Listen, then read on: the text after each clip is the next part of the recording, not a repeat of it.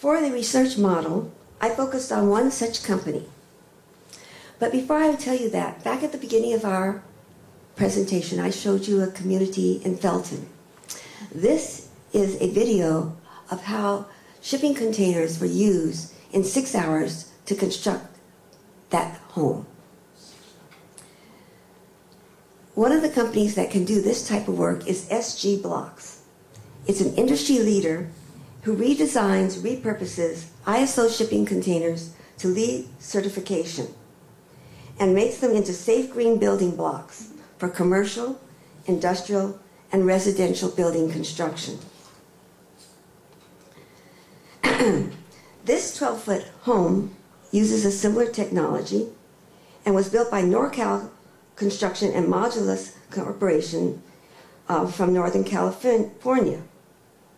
SG Blocks, however, is a nationwide leader and works in conjunction with the Lawrence Group, an architectural firm specializing in LEED certified shipping container design, and with the Global Institute of Sustainability and Academic Center on International Sustainability Research at Arizona State University, and with Con Global Industries, the largest depot operator in the United States that operates 17 container repair and storage facilities in 14 states, in Costa Rica and in Mexico, and handles over 6,500 shipping containers per week.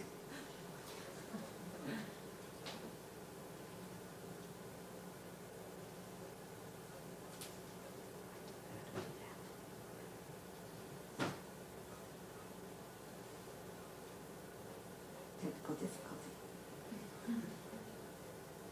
Okay. Those are shipping containers. What SG Blocks does is they take these containers, ship them, sometimes prefabricated and ready to go in a turnkey system, place them, send them out with roofs and windows, with windows and doors already indicated on the structures. They put roofing, they put in lighting and all other heating, insulation, wiring, and this is a final product that was done for the U.S. Army at Fort Bragg here in Northern California from shipping containers.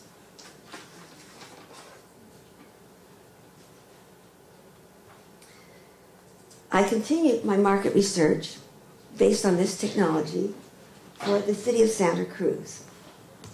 And I looked at the low-income communities, the government policies, and the funding opportunities. Within the city of Santa Cruz, these are the low-income communities, and as you can see, they're quite substantial. They're also indicated areas of development and areas that are slated for redevelopment.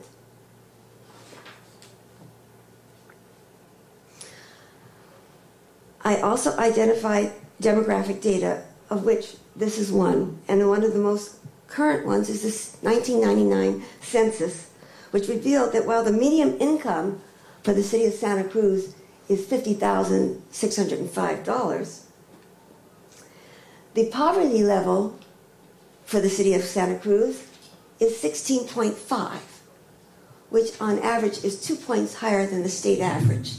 So there's a substantial low-income community within this city. To address the problems for this demographic, there are both city and state programs currently in place that have just happened recently. In 2008, the residential green program was made a mandatory standard, but the green building program just became an actual program for the city of Santa Cruz in late 2010. That is how current this situation is. The city moving to a more green, sustainable standard.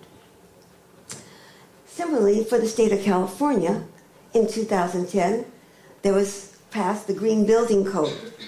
The Green Building Code requires enhanced green design and construction construction reduce negative impact and sustainable practices in material conservation, resource efficiency, and environmental quality.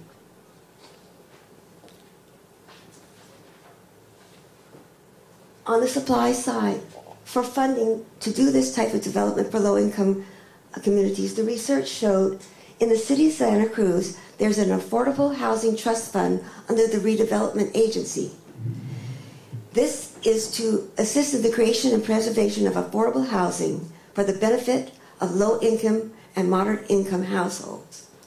The state of California has numerous programs of funding: Golden State Acquisition Fund, Affordable Housing Innovation Program, Pre-Development Loan Program, Multifamily Housing Program, and the Local Housing Trust Fund, which provides matching grants dollar for dollar to the Affordable Housing Trust Fund.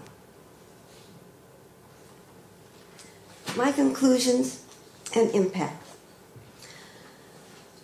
The market research shows that social, environmental aspects of green technology are met by ISO shipping container technology as a sustainable and affordable material housing alternative. And the economic aspects can be attained in the construction and development in low-income housing, particularly in the city of Santa Cruz. Further, this development is supported by environmental policies and initiatives in the city of Santa Cruz and the state of California, and by funding opportunities at both the city and state levels.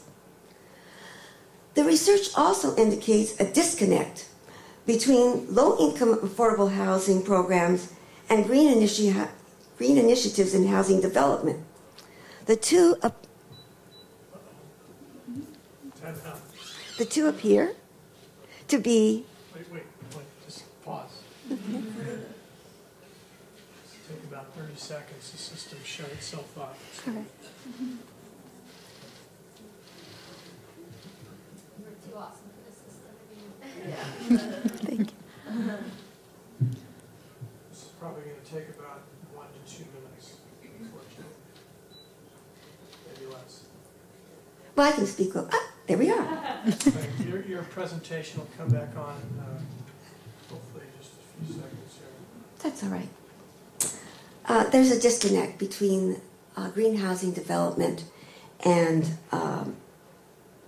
affordable housing development in the state and the county, and in the United States in general. They don't appear to be coordinated, and when they are working in association, the focus is on energy conservation and green retrofitting rather than on new development of housing. This is an area for possible future study and review of its potential impact on the market.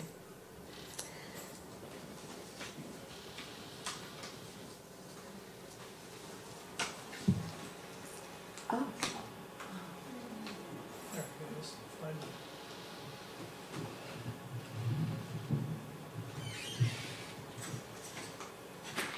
However, the true impact of sustainable development is the concept of needs, and particularly the essential needs of the world's poor, which is overriding priority should be given, and the idea of limitations imposed by the state of technology and social organization on the environment's ability to meet present and future needs. This is from the Institute of Sustainable Development in 2011. That is the conclusion of my research. I would like to thank the following people who gave their time, assistance, and guidance during